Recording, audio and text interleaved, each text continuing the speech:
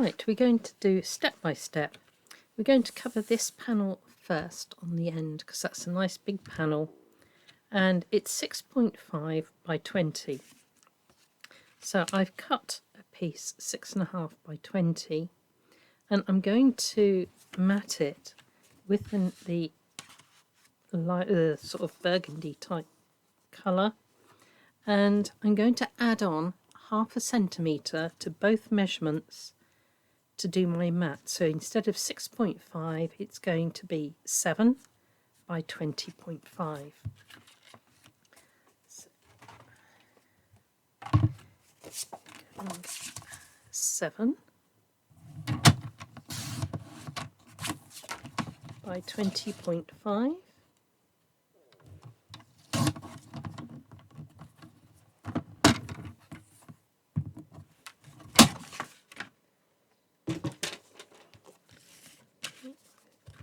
So we're going to mat and layer that one.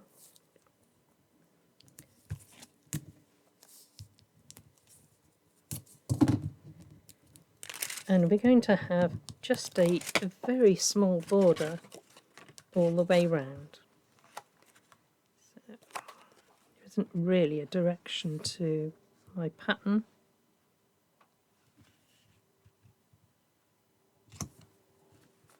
So we've got a beautiful mat and layer now. So as soon as you've done one, stick it on.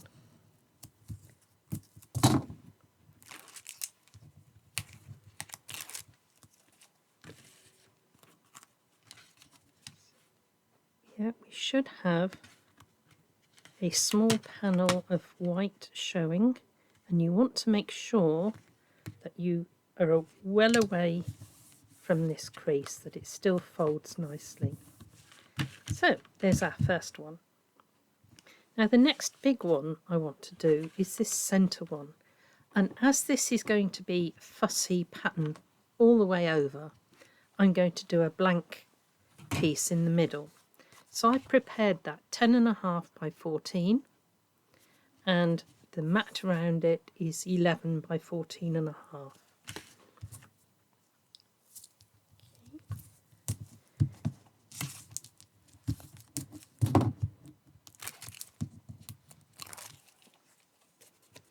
Right, so we're going to place that one in. Just watch your borders all the way round there even. So there's that coming together. Right, the next one we're going to do is this long panel here, 3.5, and I've got a 2 here, so I'm going to cut those together. So I've got 3.5 and 2 is 5.5. So I'm going to take this and I'm going to cut this. Let's see what my measurements are. 20. So I want 3. Double check. 3.5 and 2 is 5.5.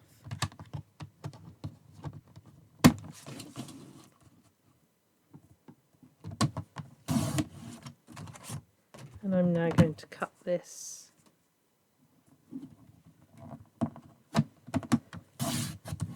down through. So I've actually gone those 2 pieces together because they're both the same length.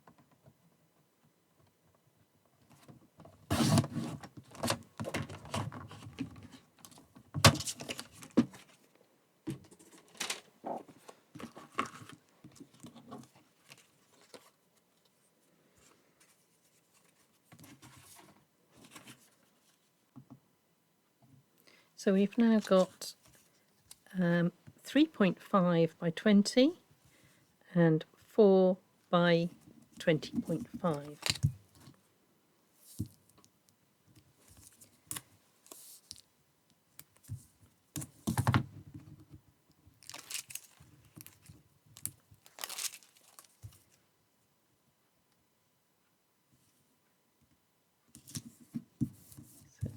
One.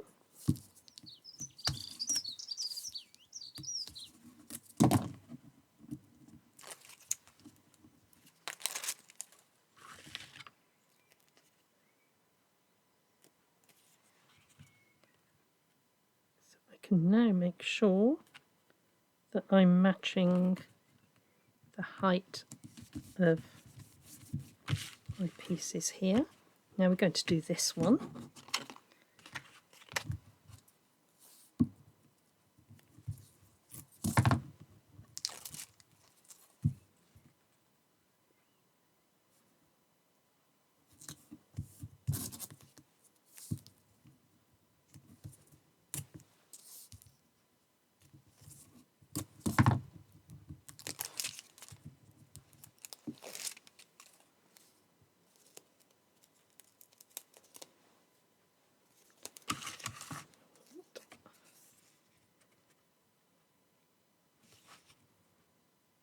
Always checking that I'm away from the folds.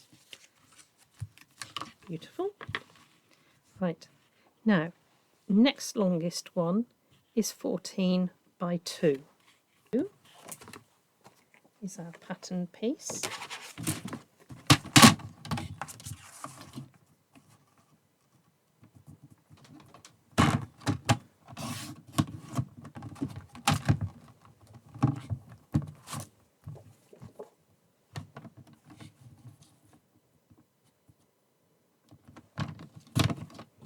Keep all the bits that come off.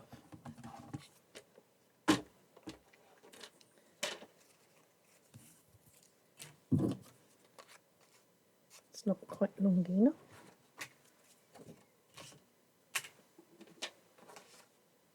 So I'm going to use this one.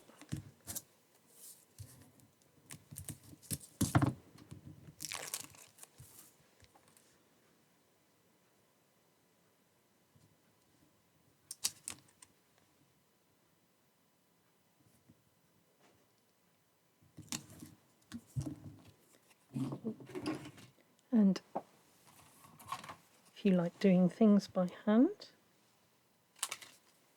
this one was the one I cut slightly skew with, so I'm just going to trim it rather than waste the piece. Okay.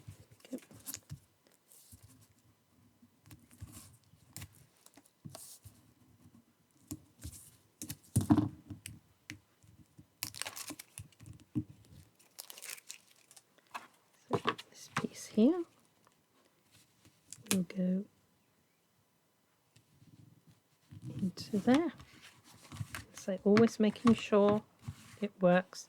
Now we've got two pieces here that are 2 by 11. So put that there. So we're going to go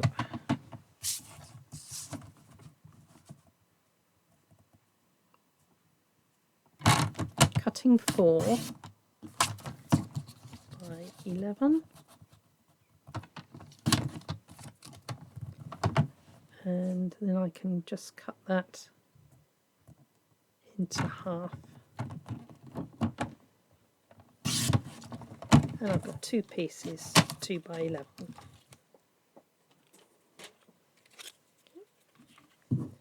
I've got a scrap here.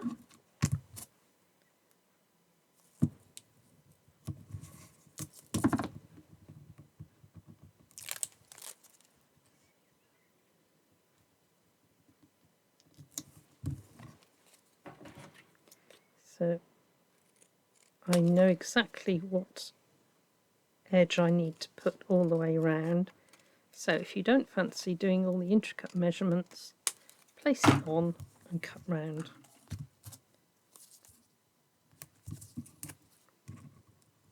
I like to show you different ways of doing things.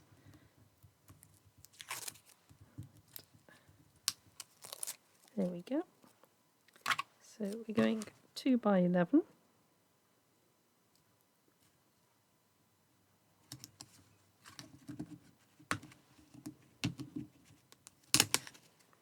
Just place them lightly, it's easy then to just pick them off if they're not quite right. So there's 2 by 11. Here's my next 2 by 11.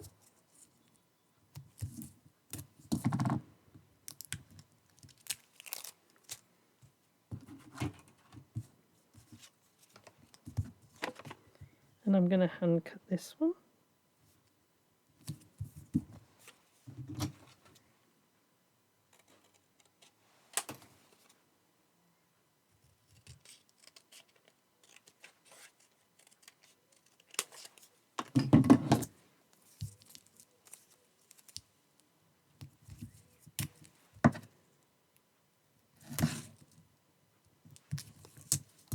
So if you're not confident hand cutting, then just go by the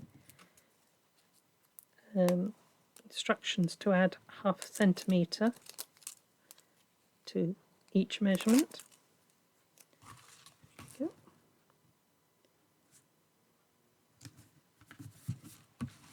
Well, that works. Now the last ones we've got are 2 by 2, and I've got plenty of small bits that I can do. So let's cut this 2 centimetres. If I do it 4,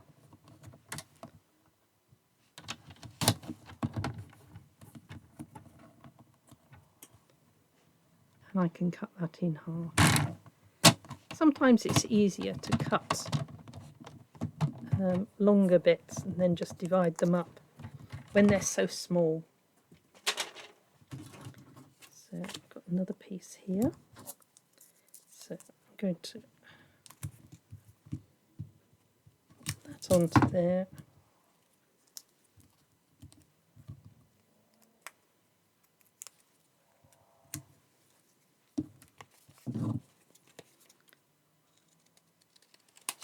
And snip all the way round.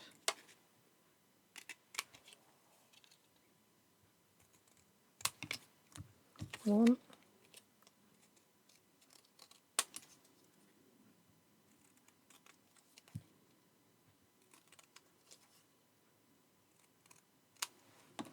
Two.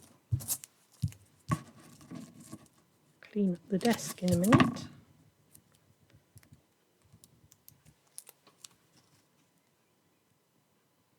That one into the little gap there.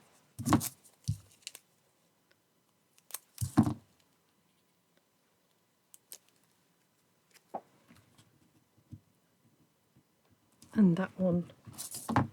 So we've now completed,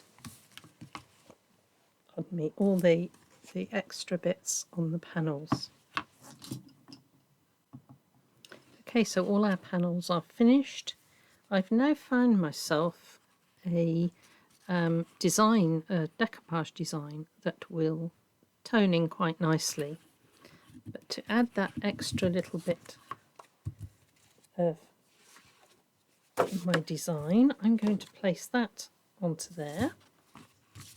And I'm going to cut a fancy edge. Okay, if you've got dies and things, you can do that.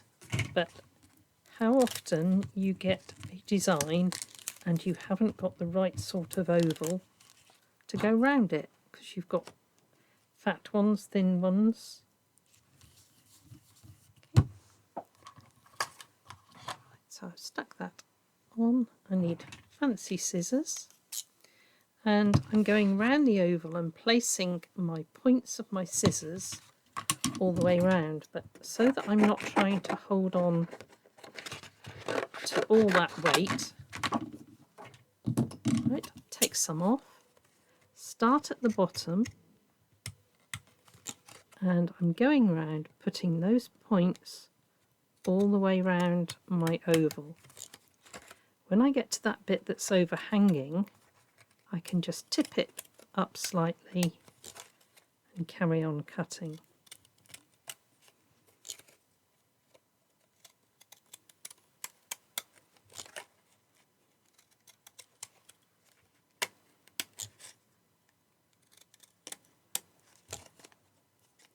When I come round here, I'm fairly careful and just ease it round so that it meets up as best as I can.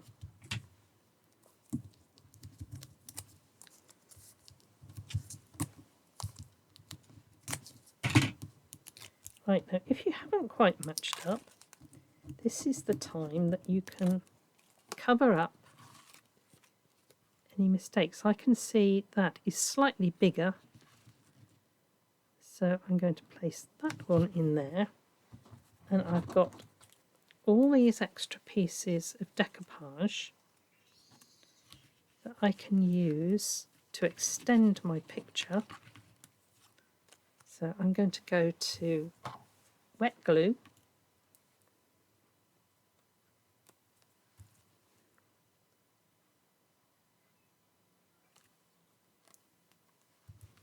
make sure that's open, that's better.